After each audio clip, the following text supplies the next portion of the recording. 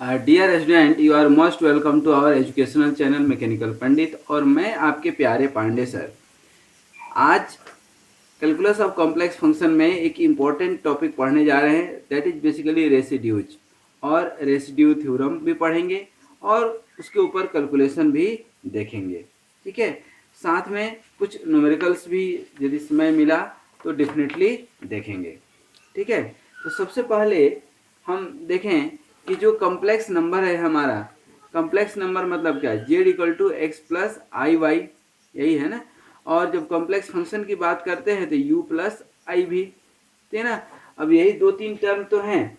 अब इनके आधार पर हमने कुछ पहले जो है बहुत इम्पोर्टेंट सब कॉन्सेप्ट पढ़ाए हैं, जिसमें से कि एक है आपका कॉची थ्योरम, ठीक ना। अब कॉची थ्योरम की यदि हम बात करें, ठीक ना, कॉची इंटीग्रल फार्मूला, तो हमने उसमें काफ़ी सारे कॉन्सेप्ट बताए थे कॉची इंटीग्रल फार्मूला के, ठीक ना। जैसे कि आप देखेंगे ये कॉची थ्योरम था और इसको किस तरह से इंटीग्रेट करते थे, ठीक ना।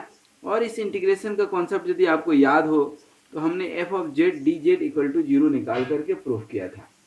सिर्फ इतना ही नहीं, सिर्फ इतना ही नहीं, कॉची का जो है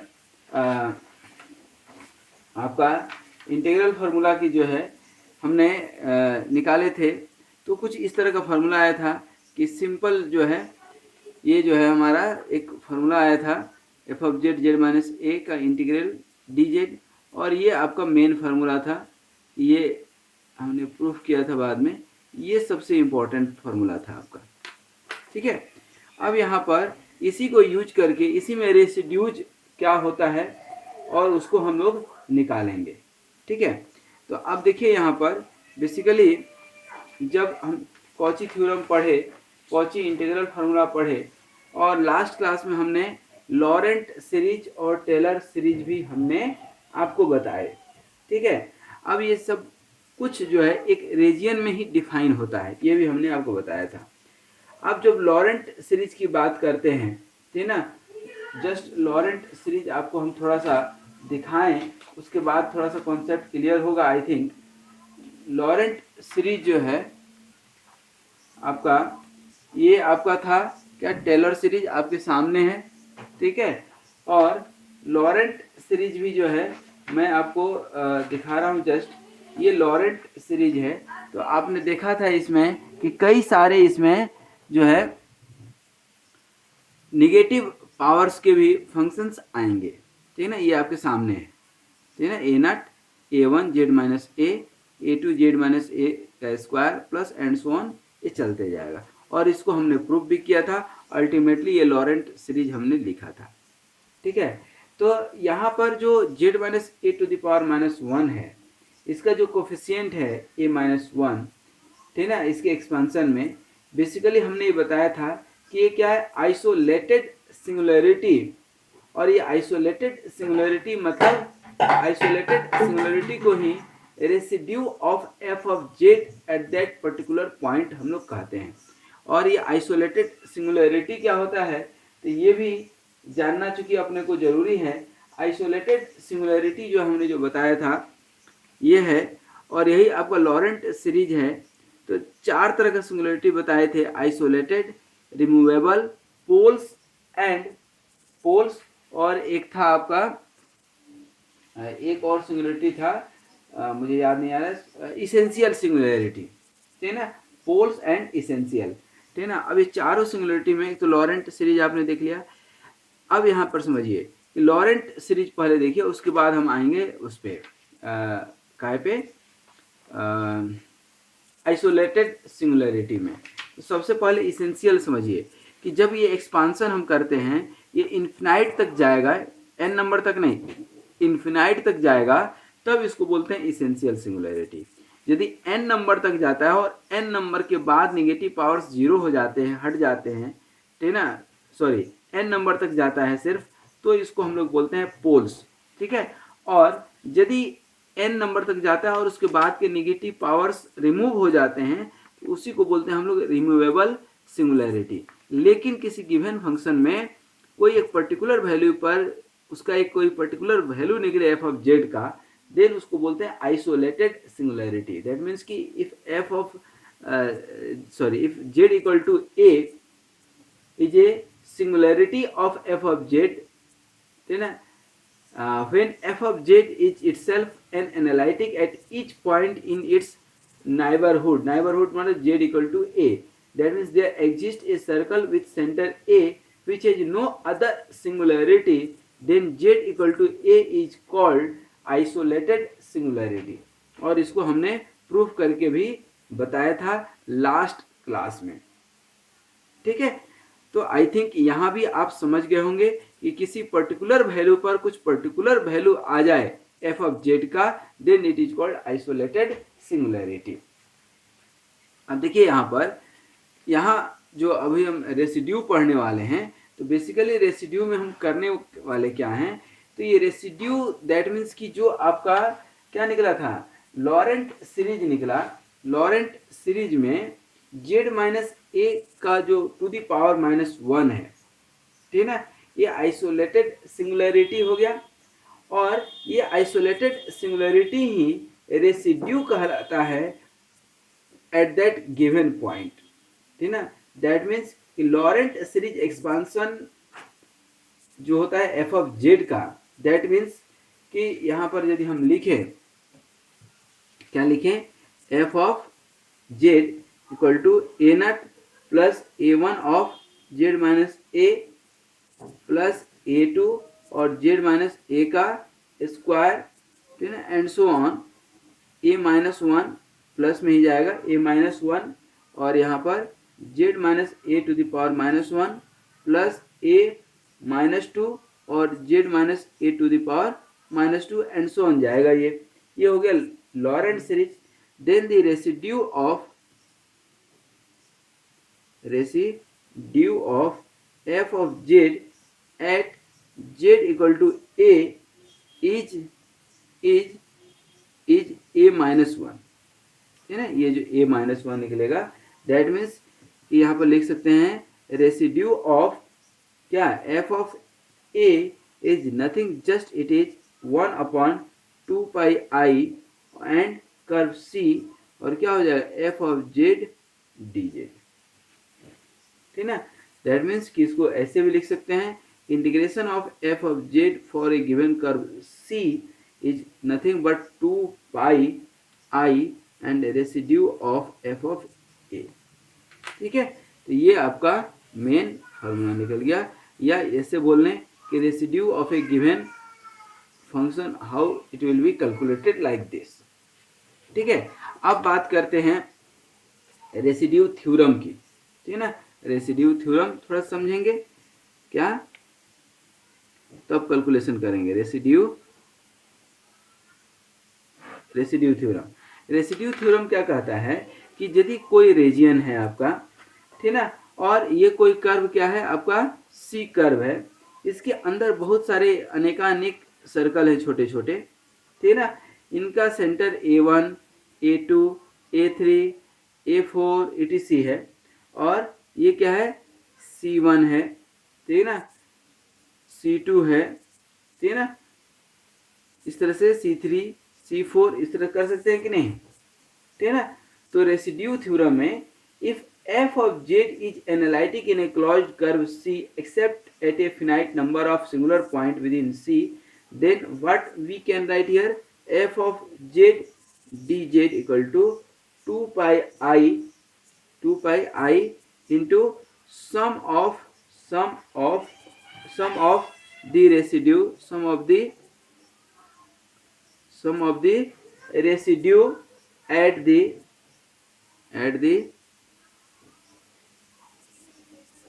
singular point within C, है ना।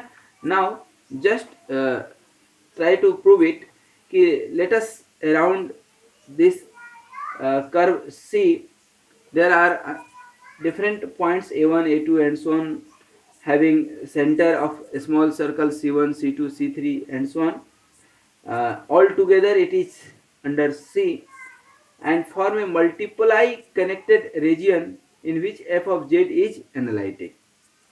Apply just Cauchy theorem, apply Cauchy theorem, ऐसे लिख ही देते हैं, कॉची, अप्लाई कॉची थ्योरम। अब once you apply the Cauchy theorem we have क्या है, F of z d z, और ये क्या हो गया, C1 f of z d z, और C2 f of z d z, and so on, जो है ना, ये कहाँ तक जाएगा, Cn तक जाएगा, क्योंकि n नंबर ऑफ सर्कल है इसके अंदर, ठीक है ना।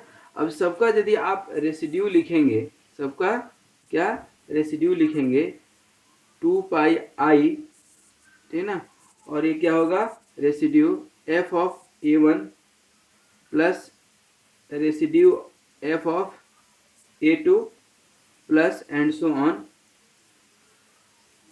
Residue of F of An, which is the basically which is the desired result, ठीक है ना, this is the only desired result की इस तरह से आप लिख सकते हैं, ठीक है। अब बात आती है कि रेसिड्यूज का कैलकुलेशन कैसे करते हैं, ठीक है ना। तो अब हम लोग थोड़ा सा देखें कि how do we calculate the residue, ठीक है ना, कैलकुलेशन ऑफ रेसिड्यूज। अब सपोज कर लीजिए यहाँ पर कि जो आपका एफ ऑफ जेड है, ठीक है ना, एफ ऑफ जेड, तो यहाँ पर 2-3 कंडीशन बनेगा, ठीक है ना। केस 1 की यदि हम बात करते हैं, तो if F of Z has a simple pole, has a simple pole at Z equal to A, then has simple pole at Z equal to A, then आप क्या लिख सकते हैं, residue of F of A equal to limit Z tends to ए और Z minus A F of Z, ठीक है। इसको आप जेड टेंड्स टू क्या है, ए है, Z does not equal to A.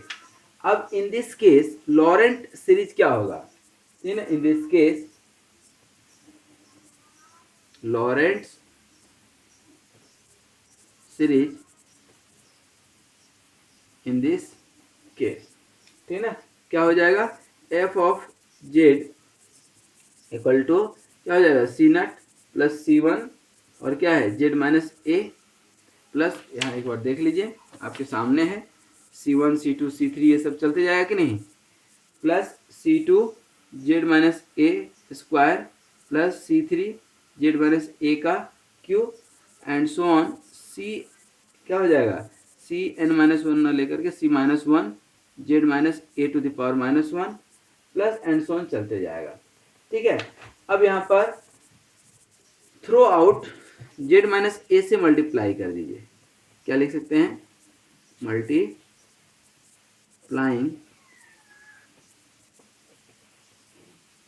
Throw out by Z minus A. जब multiply करेंगे तो इधर तो सब आ जाएगा, ये वाला सब 0 हो जाएगा, ठीक है ना। तो क्या हो जाएगा, जेड माइनस ए और F of Z, Z minus A F of Z equal to क्या हो जाएगा, C0 z minus a plus C1 z minus A to the power square and so on, क्या हो जाएगा, प्लस C-1 होगा कि नहीं, ठीक है। Now take the limit, now take limit as Z tends to A, ठीक है ना, वी गेट, ठीक है ना, क्या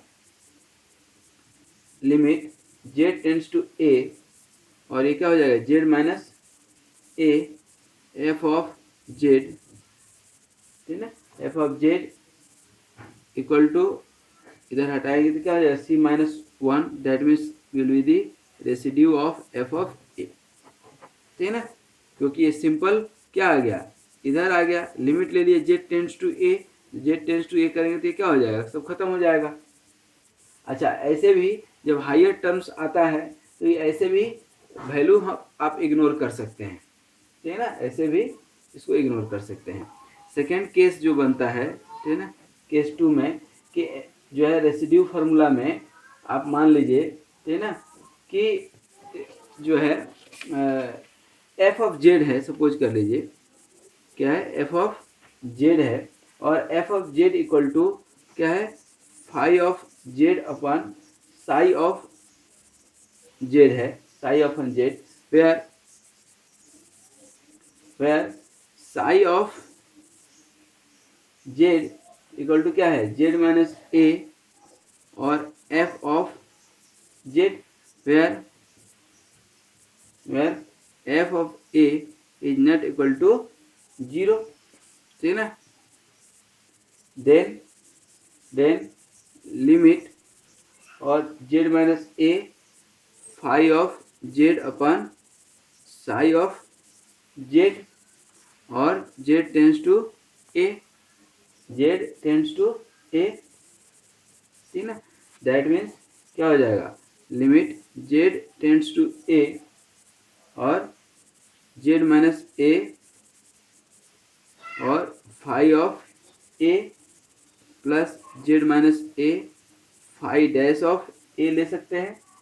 इसी तरह से ये आगे बढ़ते जाएगा, और नीचे भी सिमिलरली क्या है, साई, तो psi of A plus Z minus A psi dash of double dash of A, उसी तरह जेड माइनस ए का स्क्वायर साई डबल डैश, ठीक ना। और यहाँ पर साई ऑफ ए क्या है, 0 है, साई ऑफ ए जो है क्या है, 0 है। तो यहाँ पर आप क्या लिख सकते हैं, सिंपल निकल जाएगा, residue of F of A is nothing but phi of A upon psi dash of A, क्योंकि साई ऑफ ए क्या था आपका, 0, तो ये आपका रेसिड्यू निकल गया। तो ये भी एक तरीका है किसी फंक्शन का रेसिड्यू निकालना, ठीक ना। एक और कंडीशन बनता है, ठीक है ना, केस 3 की बात करें, लास्ट ही केस है, कि यदि पोल ऑफ ऑर्डर n हो, पोल ऑफ ऑर्डर n मतलब क्या, nth टर्म तक ही जो है लॉरेंट सीरीज है, उसके निगेटिव टर्म्स नहीं है, सॉरी निगेटिव टर्म्स तो हो गए, लेकिन n सीरीज मतलब इन्फिनाइट तक नहीं है, ठीक ना। तो उसको हम लोग क्या लिखते हैं कि if F of Z has a pole of order n at z equal to a, then क्या हो जाएगा, रेसिड्यू ऑफ क्या, f of a equal to 1 upon factorial n minus 1, और इधर क्या हो जाएगा, dn माइनस 1 और dz z minus n minus 1, और इधर क्या हो जाएगा, z minus a to the power n f of z, ठीक ना। और ये पूरे में है, ध्यान रखिएगा डिफरेंशिएशन जो है पूरे में है, और ये पूरा का ब्रैकेट क्या हो गया, 1, और इसमें जो है z टेंस टू क्या है, a है, ठीक ना। तो यहाँ पर आप देखेंगे कि यहाँ जो है ये तो एक आपको एक तरह से निकाल करके बता दिए। अब इसका जो है थोड़ा सा डेरिवेशन टाइप से देख लीजिए कि यदि एफ ऑफ जेड जो है आप यहाँ पर निकालते हैं क्या, सी नट प्लस C1 और जेड माइनस ए, है कि नहीं, प्लस C2 और जेड माइनस ए का स्क्वायर एंड सो ऑन, और इधर C minus 1 z minus A to the power minus 1 plus C minus 2 और Z minus A to the power minus 2, और ये n टर्म तक जाएगा क्योंकि पोल ऑफ ऑर्डर n है, ठीक ना। अब यहाँ पर दोनों साइड, ठीक ना, मल्टीप्लाई कर दिए z minus A to the power minus n से, या z minus A to the power n से, तो निगेटिव टर्म आपका कुछ मिनिमाइज हो जाएगा या ख़त्म हो जाएगा, ठीक ना, जैसे अभी लास्ट वाले में किए थे, multiplying both side by Z minus A to the power n से हम मल्टीप्लाई कर देंगे, तो हमें क्या मिलता है, we get Z minus A to the power N F of Z, है ना, इक्वल टू सी नट और Z minus A to the power N plus C one और Z minus A to the power N plus one and so on. आप ध्यान देंगे तो ये जो है C minus one Z minus A to the power N minus one हो जाएगा कि नहीं, एंड सो ऑन। एक लास्ट में बचेगा सी माइनस एन, क्योंकि z minus A to the power n होना चाहिए था तो ये कैंसिल हो जाएगा, ठीक ना। अब दोनों साइड जो है डिफ्रेंशिएट कर दीजिए विथ रिस्पेक्ट टू जेड, ठीक ना। क्या हो जाएगा, differentiating both side with respect to z, ठीक है ना। अब कितनी बार, ठीक है ना, तो n माइनस वन टाइम्स कर दीजिए इसको, ठीक है ना, n माइनस वन टाइम्स और पुट कर देते हैं and put z equal to A, तो क्या निकल करके आता है ये dn माइनस वन और इधर dzn माइनस वन, ठीक है ना, और इधर z minus A to the power n f of z, ठीक है ना। और ये क्या हो जाएगा z इक्वल टू ए और equal to n minus one, ठीक है ना, क्या फैक्टोरियल, ठीक है ना, और इधर c minus one, where z equal to A यहाँ पर लिख ही दिए हैं, ठीक है ना। तो in many cases the residue of pole z equal to can be found by putting just a z equal to a plus t in f of z and expanding it in powers of t, where t will be the quite small value, t can be the quite very small value। अब यहाँ एक छोटा सा question करके हम लोग विदा लेंगे, ठीक है ना। क्वेश्चन ये कहता है, ठीक है ना, क्वेश्चन ये कहता है determine the pole of the function. Question क्या है, determine the pole of the function, ठीक है ना, क्या है F of Z equal to z square upon z plus one का स्क्वायर और z plus two and the residue at each pole, and the residue at each pole, ठीक है। Question आ रहा है इस बात समझ में, determine the pole of the function, मतलब कि ये तो इसी के ऊपर जो है ना पोल ऑफ ऑर्डर एन वाला, तो इसी के ऊपर बेस्ड है पूरा का पूरा, ठीक ना, है कि नहीं। तो यहाँ पर बोल रहा है कि determine the function and hence evaluate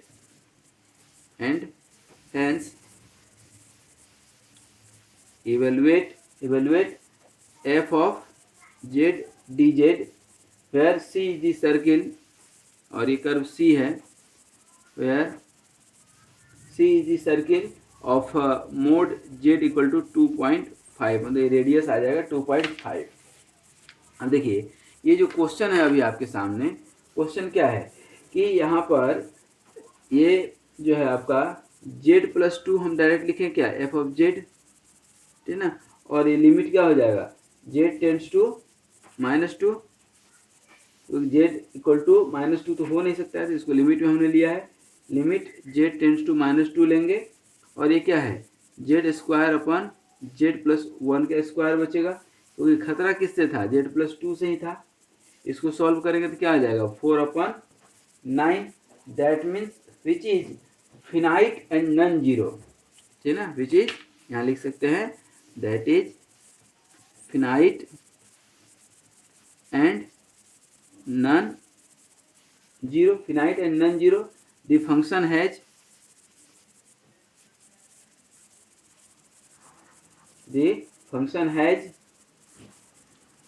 a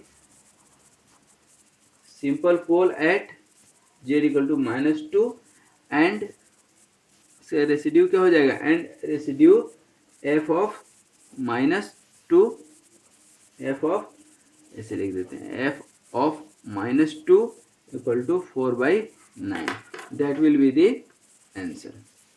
ठीक है, अब यहाँ पर जो है फिनाइट एंड नॉन जीरो, अब पोल भी निकालना है आपको, ठीक है ना, तो पोल भी निकालना है।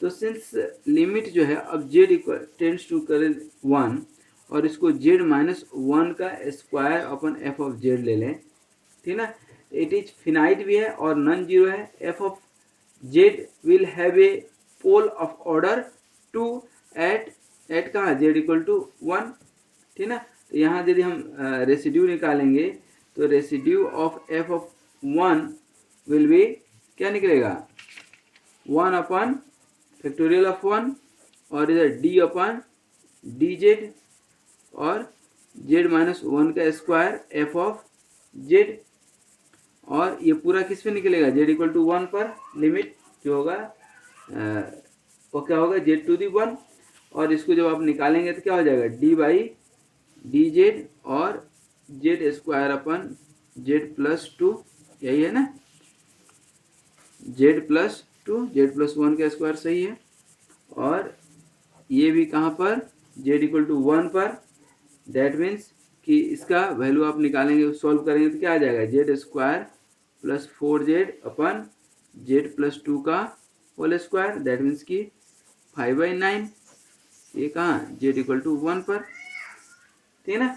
अब इसको आप सॉल्व कर सकते हैं एक और तरीके से, कैसे, z equal to 1 plus t भी लेकर के सॉल्व कर सकते हैं, it can also be solve like this, ठीक है ना। तो वहाँ भी यही चीज़ आएगा, दैट मीन्स कि you can say f of z is analytic. अब इसका वैल्यू आप निकालेंगे तो 1 से तो कम ही आ रहा है ना, आ रहा है कि नहीं, और आपको इधर क्या दिया हुआ है 2.5, तो एनालिटिक ही तो है, कोई दिक्कत ही नहीं है, ठीक है ना। दैट मीन्स क्लियरली यहाँ पर हम लिख सकते हैं clearly f of z is analytic on mod of Z equal to 2.5 and at all point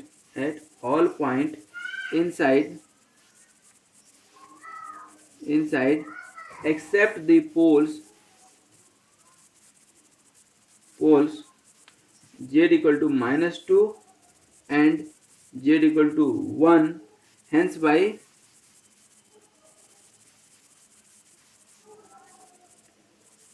residue theorem what you can write c f of z dz, f of z dz equal to क्या हो जाएगा 2 pi i and residue of -2 plus residue of F of 1 plus 1, ठीक है, that means क्या हो जाएगा 2 pi i और इधर 4/9 प्लस 5/9, इस दोनों को सम करेंगे तो क्या आ जाएगा ultimately 2 pi i, that is your answer.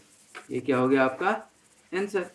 तो यहाँ पर समझे क्या हम लोग इस क्वेश्चन से कि भाई ये आपको दिया हुआ है मोड ऑफ जेड, ठीक ना, दिया है कि नहीं मोड ऑफ जेड। अब इसको करना है आपको, तो पहले एक जेड इक्वल टू -2 पर निकाल देते हैं और -1 पर निकाल देते हैं, ठीक ना। तो यहाँ पर ये निकल गया 4/9, ठीक ना, और इधर 5/9 और इन दोनों को जोड़ दिए अल्टीमेटली ये आपका आंसर निकल गया 2 पाई i, ठीक ना। तो आज हम लोगों ने जो पढ़े, ठीक है ना, क्या पढ़े 2-3 जो कॉन्सेप्ट पढ़े मेनली, ठीक ना। सबसे पहला कॉन्सेप्ट हम लोगों ने क्या पढ़े कि रेसिड्यूज का। अब रेसिड्यू कहाँ से आता है ये हमने बता दिया कि कॉची थ्योरम, और कॉची थ्योरम के बाद इंटीग्रल फार्मूला और लॉरेंट सीरीज पढ़े थे लास्ट क्लास में। तो ये लॉरेंट से हम लोगों ने इसको निकाला,